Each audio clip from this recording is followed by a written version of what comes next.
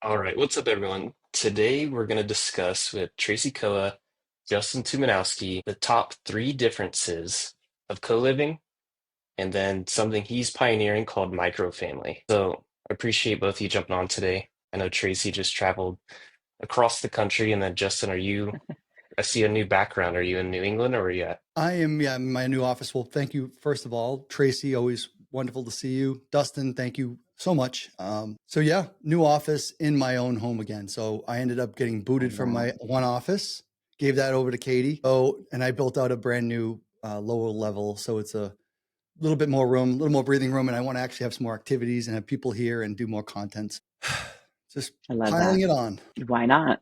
That's what we do. That's right. And then Tracy was sipping her coffee. You guys didn't hear it. Sipping her coffee right before we hit the record button, but she's caffeining up right now. Is that the right? Oh, I am. Yeah, Yeah. I got in at 12:30 last night Okay. and it's 6:30 my time. But who needs sleep, you know? That's It's right. good. Right on. I'll Tracy. sleep tomorrow. Yes, Dustin. I just saw Dustin. I stole his office for the week and a couple days. Yeah. The Yeah. hit up, if you're in Southern Florida, you've got to go to the Broward meetup that Julie and Yana run. That was tight. That was probably one of the best meetups I've been to. So engaging. They were just spot on with everything. Great speakers. I mean, the whole thing. It was great. Yeah, Yeah, check it no, it out. was fun. Justin, I'm curious, like Tracy and I are very focused on co-living, and then you're pioneering something very similar, like maybe the older brother of co-living. I don't know what we would call it, but it's a form of it, a higher level of it. Could you, you're in an elevator, you have 15 seconds to tell someone what is microfamily? What would you say? It's small multifamily spun on its head to some degree. Oh, no, you know what? It's small multifamily in 2025, right? So that's all it is. Pace Morby, honestly, about 2 years ago said, hey, dude, there's no one in the small multifamily space. You are small multifamily. That's where you cut your teeth. That's where you started. I started with the Burr method. I started with full guts and flipping, really. And then it was progressed into like, wait, hold on. We should probably start to hold these now. And instead of selling them, we were just burring. And so it's all duplexes and triplexes and quads that I started and cut my teeth with. So then he one day said, I think he was actually in Florida for it was a bigger pocket something. Someone gave him a speaking engagement. And he told me that they subsequently asked him for more people to show up. He goes, the problem is you're not at the top of my forefront when I needed someone there. And I'm not thinking of Justin Tuminowski for small multifamily. We need to take this and go microfamily. It's 2024 or 3 when he said it. He's like, let's go microfamily, or let's spin something how you want to craft it, microfamily, micro multifamily, whatever you want to do, call it whatever you want. But I need you at the forefront of my brain so we can take small multifamily that no one's talking about because it's not sexy, it's not cool, and it Right. doesn't, you can get 30, 40, 50 doors, 100 doors and go do those things. Be Grant Cardone. He goes, we need someone to talk about the less sexy. And that's me, less Yeah, sexy microfamily. Yeah. you're pretty sexy. So before like a converting, like I know you have a buy box and stuff like that, but for before you convert something or alter it at all, how many rooms or doors or triplex, like how would you describe it at the early stage? Yeah, and it's still elusive a little bit too, because after all, now that people are watching, you have to watch what you're saying and portraying and putting out there, but you also have to put it out there categorically sometimes in a way that people can understand or and follow along. I'll give you just a quick example. We took so it was I don't even know the square footage. Let's say it was around 4,000 square foot house. Now, anyone who knows New England, anyone knows the East Coast, I'll say, old, big Victorians. Before we hit record, we were talking about our family and our heritage from coming over from Europe and wherever we came from to America, our family did. They all essentially went into these old homes in these neighborhoods, and it was actually sectioned off. Like the Italians were here, the Polish were Right. here, the Irish were over here. And that's just because that's what it was. And there were families that just stuck together. Well, these families also occupied multiple levels and multiple rooms and these large multifamily, or these large single family homes. So now it's fast forward, 125 years later, and I have these massive houses that no one can afford, but no one can pay to heat that one big house. Yeah, They don't have 7 kids anymore. That's old school. right. And what do we do with them? they're just becoming, they're a burden on these homeowners up here, honestly, because the older they are, the more costly they are to renovate, and so on and so forth. So Well, and the community, right? I mean, they're costly on the community because they're just sitting there vacant often, and yeah.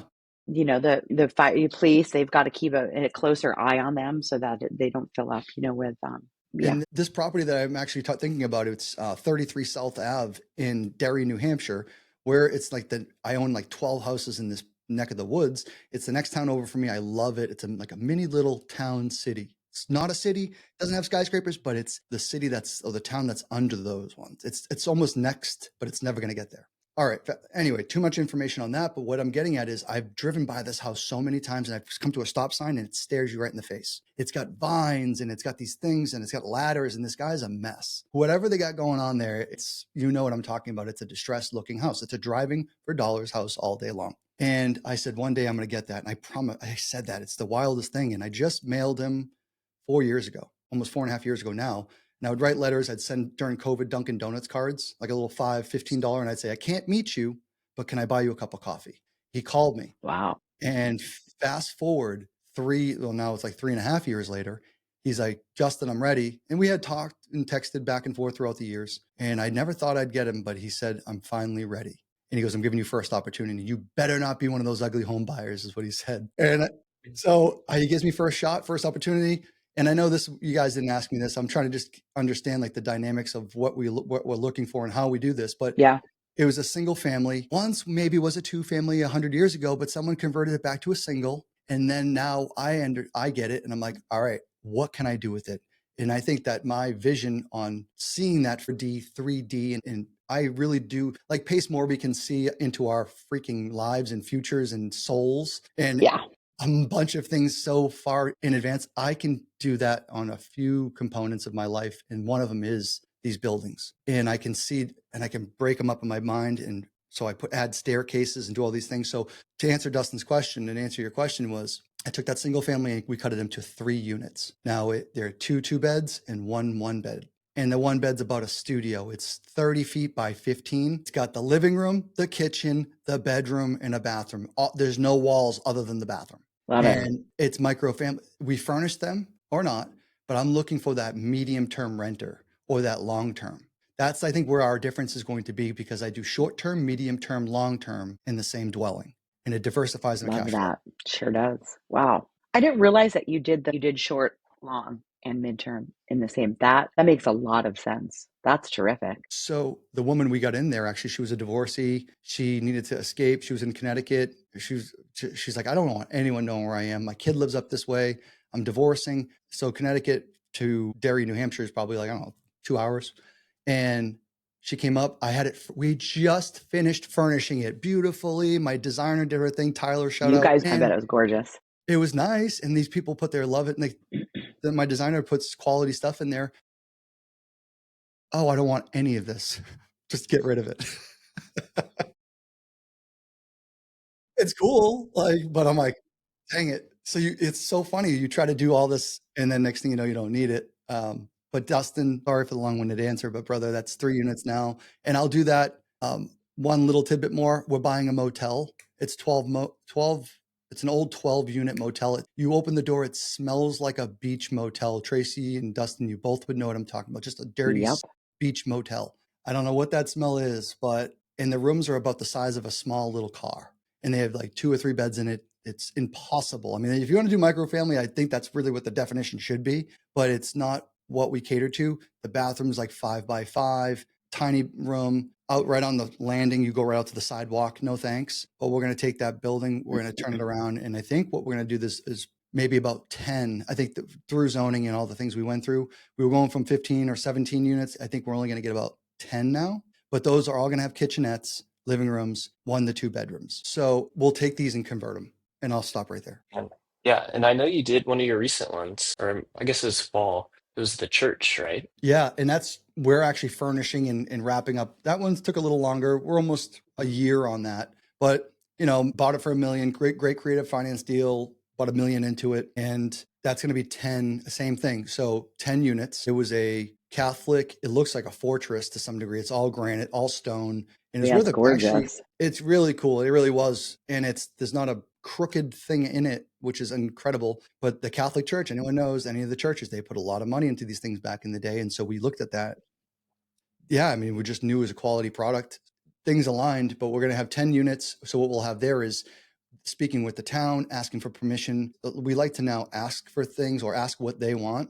And I think it's that whole notion, and Tracy, you would know this, it's like that, you get more with honey than you do with vinegar. That's right. And for this one, and sometimes folks, I understand you have to play both sides of that coin, and sometimes it's better to ask for permission. But with them, I said, what do you want? And they said, we've looked for a hotel. We've had a hotel study since 1980, and we never had a hotel here. So I'm Wow. like, well, I don't think you're ready for the Hilton, but I think you're ready for a multifamily type of dwelling where it's going to be micro units. Think of like the residence and hotel units with the kitchenette in it. That's essentially what we're going with, but it's just going to be, modern in a church type of building, and it's going to be cool and not in the residence Yeah. inn all stuffy and, Right. Yeah. Well, when I traveled a lot when my daughter was young, one of the things I loved to do, well, one, didn't have a lot of money, so I had to be really frugal. But we would stay at youth hostels, and a lot of them will have these where you can get your own little room, or you get a room with maybe like one or two other women. And that's the thing I really loved, is that we were traveling and we weren't just alone. Especially too, you're traveling, you're a woman traveling alone. It is really nice to feel like you've got people around you and support if something were to go wrong. But I think that you have a similar vibe in which you've got this warm, homey environment that people can come, whether they're staying for a week, a month, a year, or they're just, whatever the case may be. That provides just extra value in and of itself. Well, I love that too. But you know what, to go on top of that too, so you're with your daughter, how about go downstairs into the amenity center and have some video games, or get some Yeah, Wi-Fi, or go do some work together, and she can be in the game room and you can be raising private capital in the war room, that's right. and you get to work from Yeah, there as well. And it's all for free, yeah, like included in your stay. right. Yeah. So Gosh, I Justin, love that. with this more dynamic approach of these different, so you said short term, medium, long, is all your property management in-house? Are you outsourcing it? Like, how are you It's a filling great these? question. So far, yeah, I think we're there. I spoke to an old man years ago, local, and he had 50 to 100 doors. And he's like, Justin, you're not ready yet to hire somebody. I think, I'll keep it all in house. He's like, you can do it within. And now you got to be careful who you listen to. Ain't that But the truth? yeah, but I think like When's the last time you went on vacation? oh, I know. Like hanging out with you guys vacation, honestly, it was Dallas, It's totally and like I've just bought a lake house. We're buying like a package of lake houses. I'm going up there after this interview, the or after I went package. the next interview. My vacation is working and doing that, and my kids were up there. Agreed. Yeah. But I know what you mean. Yeah. Yeah. Yeah. But I would say we're almost there. We're looking at a mill right now, so an old mill building. And I think when I add like 30 more, I think we're going to be adding 30 more under development. I guarantee you, I'm going to have to do something. Yeah. So Yeah. yeah, my wife's not going to be happy. Well, it's just, I feel like when you get to that point where, it's more beneficial for you to have somebody helping oversee your portfolio so that things don't get lost in the mix, right? Things don't fall through the cracks. As we grow, it's definitely harder to keep track of all the little pieces, right? So, yeah. For sure. And would Yeah. you, so like, for example, I'm coming at the angle, someone's watching this, they're familiar with co-living already, and a lot are using PadSplit to fill it. What is one way that you are expecting to fill these more unique? Like, is it Zillow? I know they do rent by the room now, or something similar. Yeah. So the rent by the room model is not our model, although we do have some of the co-living that you would have. I would look for someone like you guys to run that asset, right? So I love that model, and I think it's great. I'm just not equipped, nor do I have I think it's something in me is just kind of old school, where I'm just like, I want everyone to have their own bathroom. I want you to have a lock on that door and have your own little kitchenette. I'm just a unit type of guy, like a Yeah, I like multifamily that. single Yeah. unit guy. So I definitely love the co-living. We do it. I would find someone like you to operate it, but I lost the question where we went with that. But More so filling it. Is it just standard yeah, property manager style? And bro, we can't. So that's the cool part right now about this medium term rental stuff and how to fill that. We are actively working on a platform ourselves, along with Deal Sauce and Paces, where we have a medium term / co-living platform to handle all this and to actually bring in clients and folks to occupy these units, but we're not having a problem at all. I just put an offer in another single family yesterday, another sub-2 student up in our neck of the woods, New England. He's like, dude, I got a New Hampshire sub-2 deal, which are kind of rare. So I'm like, I will buy any one of those houses that are Nice. it's a pretty loose buy box and it almost doesn't cash flow, but I'm looking at going 3% interest rate. I can fill this thing tomorrow because we've aligned with other companies. And I'll give you an example. One is called, I always call them the Guardians, but they'll take, mentally handicapped children, or I say young adults, and they may be able to live on their own. They probably get some sort of check every month, and they have an aide or a nurse every day that shows up to that house where they live. And I think someone stays overnight, but I give an office to the nurse or whoever's there. They have their own little space. And then the gentlemen, they get picked up by a van every day. Go to work. And they go to work, that, and they go to the grocery store and they probably bag groceries and that type of thing. And they come back home and they have this place to live. So again, for me is they sign a 3-year lease every 3 years. They take care of all the property management. They put a generator in, I think if it's on fire or there's a roof leak or something, you're calling us. Wow. And so the shower valve may have stopped working, and Kate goes, "Oh, you have a maintenance man," and there was no reply. There was someone Like a forgot. triple net almost. Exactly. I call it a triple net, but I pay the taxes. Love that. So yeah, I know I veered off right there, but what I'm looking at is to try to condense this down for anyone who's listening is on a single family or a multifamily. I'll go to, depends on what I look at. I go, if this is an area that I know these third-party companies or these nonprofits will be interested in, they always know what we have. They're asking us, what do you have? We need stuff. Also, they're giving us shitty landlords because they know how good we treat them and how nice our assets are, that they go, hey, this old man's going to be selling soon. They give us leads. It's so awesome. And then what we'll do is Zillow, apartments.com, and we have now in the medium term space, insurance rentals and a bunch of insurance folks that know who we are. That's huge. That's huge. I want to pause and talk about that really quick. I get a lot of folks that reach out to me with that intention, right? They want to partner up with an agency because they hear stories like this, right? So people are watching this, they're hearing your story. They're like, yeah, I'm going to buy that non-cash flowing house and da-da-da. But what they don't realize is that you can't just right out of the gate typically go find the agency. That takes time of building those relationships. So if that's something you want to do, find your market and start to build relationships before you buy the house. I get a lot of people, they reach out, they own the house, they're in debt. They don't have, the reserves to keep going, and they don't have the relationship. So I always remind people, we know you're relational. So I'm sure you took a lot of time to build it. Yeah. And I have to give props where they're due is, first of all, it's my wife because she's taking the bull by the horns, but it's the relationship building and friends throughout the Subto New England, I'll say, and Subto in general is Dylan Sevick.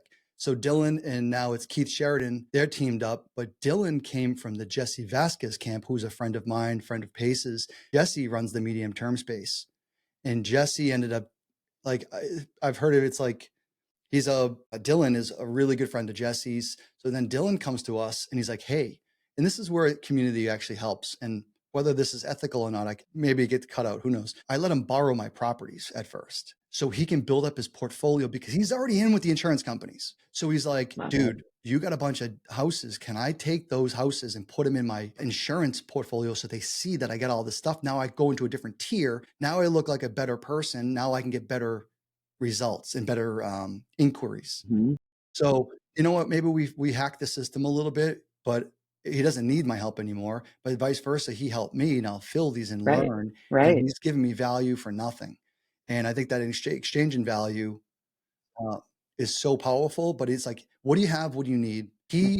I had something. I need something as well. I need what you have, and I'm going to give you what I have to freaking leverage. Yeah. That's exactly what we're doing now on our projects, right? We recognize that one of the barriers in co-living is that, funding is huge, right? And when you go to get funding, everyone's like, oh, I'm just getting a DSCR loan. Well, if you've never applied for a DSCR loan, guess what? You're not just going to go get one. On the last one we did, we actually had to submit our resumes to the lender. They wanted to see for the three of us our years of experience. Because when you're getting into co-living, especially if you're getting a pre-existing or something like that, it's a whole different loan product, right? So what we decided is our investors that are investing with us, they start to build the credibility. We're on the operating agreement with them, right? They're not just a JV partner with us or a true equity owner. So now they're on the HUD. Now they get to build up that resume.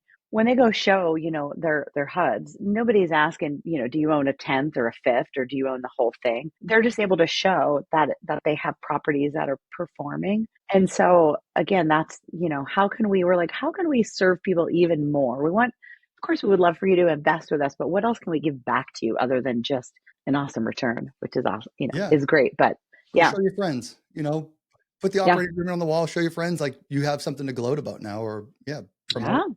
yeah, yeah, yeah. I love that. I love how you help kind of bring them along.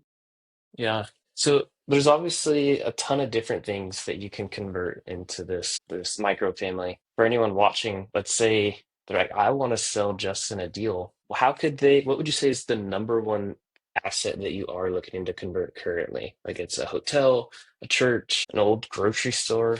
Like what would you call it? Grocery store is a good one, actually. I never thought of that. Bro, Leave it to Dustin. everyone's, I know, sending churches these days, and it's not just the churches. So honestly, I think it's harder money to be made, honestly. So yeah, you can sell a deal to me, you'll make money, and great. Thank you for that value.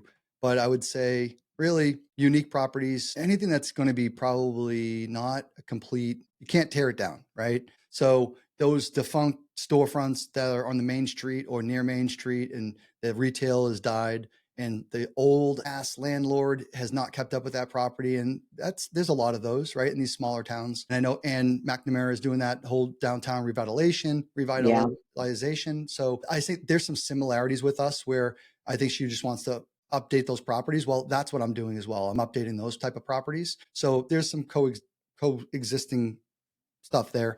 But yeah, bro, it's church. I'm into like the churches, the fire stations, smaller multifamilies that could probably be cut up a little bit more. I know they can. A mill building right now. These are all bucket list items that I'm taking care of now, which is the cool love part. that. Then there's the motels, like the easier ones. Let's take a motel that's from the 60s. I'm buying a 1964 motel and let's just freaking add another level on it. Let's sexy it up. Let's dress it up. Let's cut it up. It's a full gut. Take the roof off, add the roof, add the walls, dress it up, fill the walls in. I'm making it simplified to some degree, but it's easy to do. Yeah. And people need to understand you've been doing this a long time. You were an electrician before you got into real estate, like full time. So it sounds, for you, it's easy peasy. So I think similarly, when you're bringing on investors, it's really helpful for them.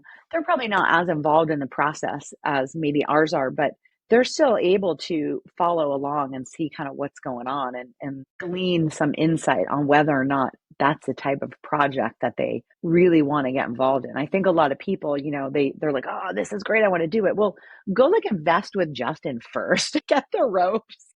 Yeah, and that's funny Big that, deal. and you say that it means that's actually true too, because on the other side of that, if you want to learn, that's great. But a collaborator and a fellow owners club member, Elliot Whitmere, he invested in the church with us. And that was something where he goes, I've been looking at deals. I get so many a day. And he goes, he finally came across ours. And he's like, that's the one. He said it within like a moment. And he's like, that speaks to me. That's what I want to do. I want to take a cool property, convert it, do the thing. And that's what drives me. That's where I come from. That's my grandfather that, taught me all this. Wow. I get, old stuff it's harder to make money. It's a harder thing. You're going to lose money on it. Most often it's going to take more time, more money. I don't recommend it to anyone who's not skilled to get into this. But at the end of the day, the final product is what I'm after. I'm after that, like, damn, that thing's badass. And I knew like you keep those old components in there but this modern, and we brought this old product back to life. The town's happy. We're happy. We have some accomplishment, and then we're going to be cash flowing and doing all these things together. So I love it. it's not for everybody. Yeah. If I It's could not. recap, here's the three big differences I'm hearing. Correct me if I'm wrong, but at least three major ones. You are converting the zoning on things. Typically, not all, but a lot of them aren't single family or something, and you're working with the city to do that. The second is you're not doing rent by the room, you're breaking up something big into a couple chunks where they have separate locks, separate kitchens, bathrooms, all that. Then the third, at least your style, was in one building, you're doing short term, medium term, and long term. Like it's very diversified. Would you would you say there's something higher on this list of like what differentiates with co-living? No, I would say like other than, some of these old antiquated towns, you hit it all on the head, first of all, Dustin. And some of the towns, and in particular the property in Gardner, Maine, the one that's the church property, I tried to do something like the co-living to get more doors, and they called it a boarding house. And these old antiquated towns are just, and it has that stigma. And I don't know if you guys have run into this or not. I don't have Yeah. Yeah, boarding house. definitely. I'm sitting in Tracy. I'm sitting across from the mayor, the city inspector, and the town manager, and all the people. And it's Jeremy, another Subto student up in New England with me, Stanley, and myself. And the mayor looks over at Chris, the inspector, and she goes, "Is that the same as, is that the boarding house?" Because I said, like, I can do the boarding house. Because I was really just saying, like, give me what I want. I'll give you what you want, or I can do the boarding house that's rightfully allowed to do. She looks at the inspector. She goes, "Is that the boarding house over on whatever street?" And he goes, "Yeah, the one with the police there every day. Yeah, that's the one." And she's like, Boy, "Yeah, we don't want that. But can you give us 2 long-term tenants, and we'll give you whatever else you would like. So just give us 2 long-term rentals for the town, perfect. and we'll give you your bill." And he goes, and they go, "We'll issue your building permit today." You're So like, you got it. So there's a dance that we have to play up here. I could have went into the co-living space, but I would hate for you guys, you would have to probably pitch that so damn well to take my property. And if you were in my shoes, and you would probably have an uphill battle convincing them that a rent by or a co-living type is not going to bring transients, and the negative stigma that it might carry in these places that are not familiar with that product. Right. And that also takes too, often you have to have some assets in that community already. So you've built up a reputation. You've taken the time, you've gone to the building department. So they know who you are, right? They appreciate, they see your product. They're, yeah, okay, we know these guys are doing good stuff already. Just showing up out of the blue, you're like, hey, you don't know me. You don't know anything about me. I have no experience in construction either. And by the way, I've also never been a landlord, but hey, I want to do this. They're like, get out of here, quit wasting my time. Yeah. So it just goes back to the relationships, learning, doing it first, having some experience. The honey, Yeah. giving the It's the honey rather than honey. the vinegar. The honey, the honey. Yeah. You can't just show up. A lot of people show up, they're like, oh, this is terrible. The county, the city, they're awful. It's like, well, did you go in there with your hand out right off the bat? Or did you go in there and show them that you've taken the time to, like, for example, look through the city regulations? It's one thing to go in and go, hey, gosh, I've gone through all the regs. I see that, maybe this is kind of what I'm talking about, but I'm not really sure. Is there somewhere else that I'm missing? That shows them I've taken the time to look through all the material that you took the time to put together. Maybe I didn't understand it all. Maybe I didn't find the thing, but I'm walking in here showing you that I did put in the time, and I appreciate the time you put in to help me get here. Yeah. And Dustin and Tracy, so thank you. Let me expand on that too.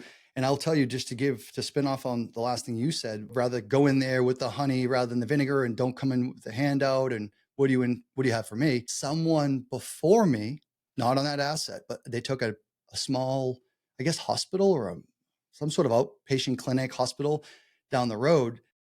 And an investor came in, and I always say he came in with his, big thing swinging. He put it on the table and said, "I'm going to tell you what I'm doing here." They told me this subsequently after the same meeting, that they gave me the building permit and I gave them what they wanted. And she says, "We were so nervous that you were going to come in here and guns a-blazing." And she goes, "I couldn't have been pleased and with the opposite." She goes, "But forgive us for being a little standoff." They were standoffish at first because of that gentleman who came in guns blazing. "I got the checkbook. You're not going to tell Yep. me. I'm an investor. Do this." And I'm like, no. And so then subsequently we finished. She goes, "We have other buildings we want you to look at." Mm. So it's not like that everywhere. I got the pitchforks, got the torches. I'm in a town Of right course. now, and one last thing to spin on, Dustin, what you said, and thank you for giving me this platform to actually just word vomit. But and I think the co-living and the microfamily are so similar, and I think we're in the same genre to some degree, in that there is a lot of similarities. But ADUs, accessory dwelling units, now they're casitas and senoritas, whatever you want. Mother-in-law units, Yeah, whatever you want to call them. there's a million names for them, but up here we call them accessory dwelling units, ADUs. The state of New Hampshire on the 15th of May just passed a by right, like other states, but by right, you have one in your single family. That's right. If you have single family designation, they were pushing for 2 by right per property owner. Wow. That's Imagine that. So fantastic. you pay a single family house, you automatically got a triplex. They shelved it for a moment, but they just passed. So I'm in a town where the pitchforks and torches already came out. I bought a farmhouse, 5 acres, this whole thing. I ended up selling it because they were so nasty to us. And I just bought these package of lake houses, and I go, I'm going to put ADUs on them. And so I immediately went back to the building inspector. I sent them an email. Hey, it's Justin again. And Jeremy, still sweet, but they're kind of nasty. And again, antiquated towns, they don't want their taxes raised. They like what they have. They're a lake community, don't grow, stay generational family. And he's like, you're going to need this. And I'm looking at, you're not the owner right now. So why he literally looked up the owner to confirm that I'm not the owner. I'm like, dude, like I'm asking you a question about a building permit. And you're already, But I'm trying to do the right thing. and I'm coming in saying, I want to buy this. So I'm finding out ahead of time. Yeah, he but was they're saying, like, we don't like this. I don't even think you're the owner right now, is what he's saying to me. So like, dude, all right. So you already know where that mentality is. So long story short, I sent him an email. I know what he was looking for and I know the requirements. You better be owner occupied for 4 months, blah, blah, blah, blah, blah. Well, they had just passed the law. And I wanted to see if he was in touch with it. And I'm kind of baiting him a little bit, but I also want to see where this is at. And I came with all this. So he replied all these other things. And I said, hey, did you see that HB 577 just got passed?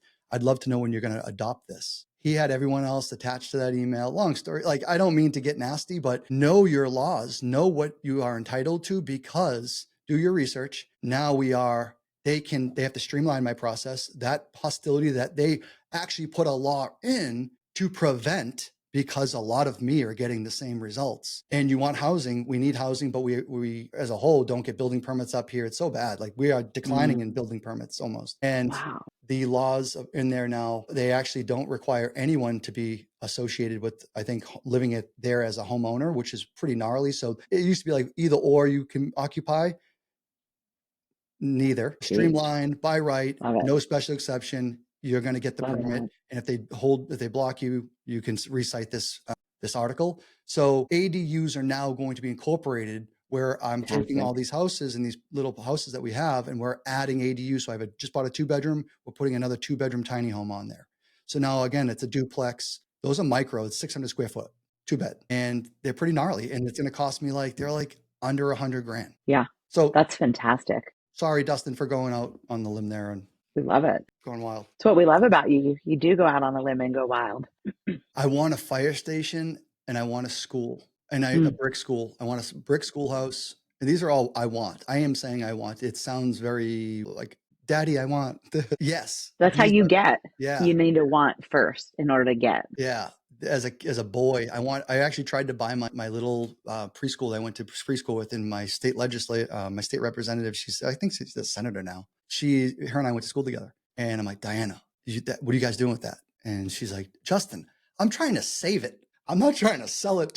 But it was this brick school. It's this brick schoolhouse. It's 2.5 stories. It's probably got like a dozen classrooms in it, and they're, big tall ceilings. And it was, the fallout shelter was in the basement back in the day. So it's probably like That's 30s, right. 40s build. So anyway, yeah, I would love to take that and make it like a 9-plex, something like that. And again, those are staples where I want to do the research and then like brand it with the school insignia or something and pay tributes. That's what I do with these properties. We pay tribute to them. We put the signatures up, the signage, we do the research, and so deep. And then a fire station, an old red brick type of fire station with the 2 big front doors or a single front door, whatever it is. But those are gnarly. Those, I just don't have the time to do the research to find those. When they do come up, most often it's an agent that has those, but I'm not on Zillow and MLS, and I don't have enough time to look. So that would be pretty dope if something did come up. And I would say like within an hour and a half of, if you're looking at a map, it's Manchester, New Hampshire. So it gives you Massachusetts, New Hampshire, Maine, probably. So I get a couple states in that hour and a half, and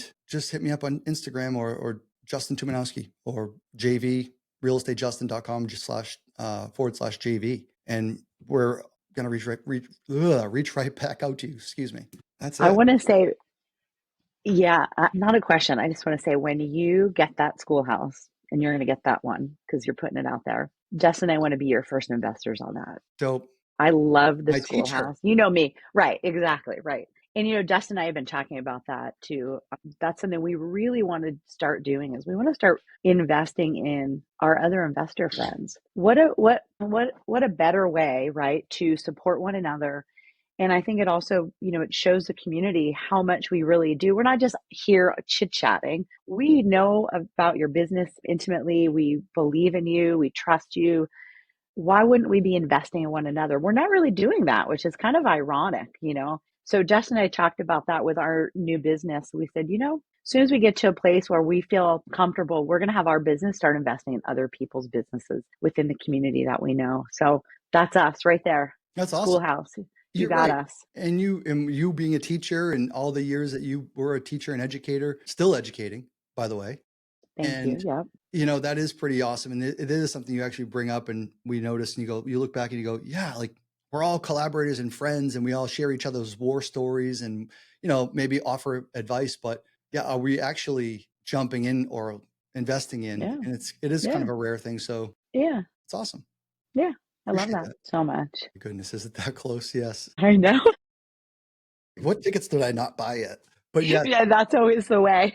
Monterey, it'll be I thought fun. I bought my hotel room, and the other, I don't know, like a week ago, I go, "Where's the email for the hotel?" And I didn't. I started to book it, and then I didn't finish. Anyway, I'm I did staying the around the same. corner. I did the same. Like, I think I got my ticket and no, but Yeah. no, thank you guys so much, honestly. And I love seeing your stuff. I love seeing your content. I love that you guys collaborated together. Dustin, I know you. Tracy, I knew you a little bit more prior to, but Dustin, you're doing the thing. Now I think of Florida. It's funny, like you meet so many people in these communities, but it's like only a couple people now. I'm like, I almost feel like, wait, I know so many people, but there's only a few people I think about in certain areas. And you are one of those people. And Tracy, of course, you. And I love that you guys are collaborating together. So I'd love to Yeah, help in any way. thank you. We appreciate that. Yeah. Yeah. Yeah, two smarty pants coming at it. It's good. It's a great partnership. Yeah. We both feel really blessed to have met one another and partnered up. It's pretty cool. I love it. No, thanks for having me.